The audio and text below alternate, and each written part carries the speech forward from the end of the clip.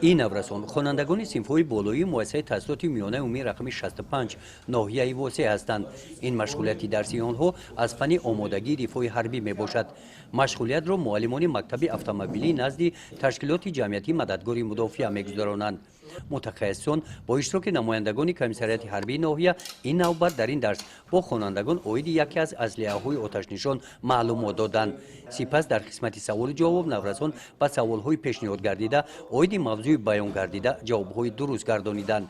از رفت سوال جواب معین گردید که نورسان در این سمت اطلاع خوب پیدا نمودند. بعد مشغولیت نظریوی در مشغولیت عملی خوانندگان مستقلانه با قسم‌ها جدا کردن و جمع کردن قسم‌های اسلحه هم مهارت خوب نشان دادند.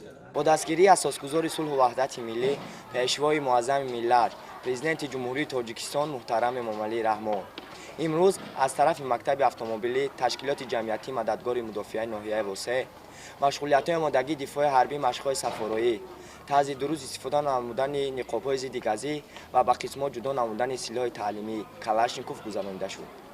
ما جوانان سن تا دعوتی با سلاح تشویشانی کلاشنکوف از نزدیک شناس شده طرز درست استفاده نمودن آن را در حالت جنگ و با قسم‌ها جدا نمودن آن را عملی اجرا نموده. در این مشغولیت ها همراه با بچه ها دختران هم شرکت نمودند. آنها در بخش تیرپرانی مهارت بلند نشان دادند و اثبات نمودند که در آمادگی دفاع حربی از پسران ماندنی ندارند.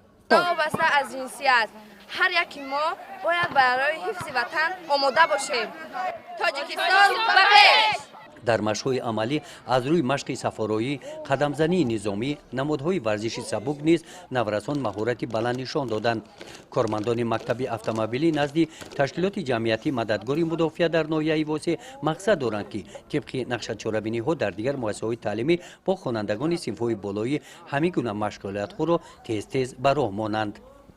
گزارش خواجه نظریف خدای نظر ظهروف از ناحیه وسه برای برنامه اطلاعاتی نوید.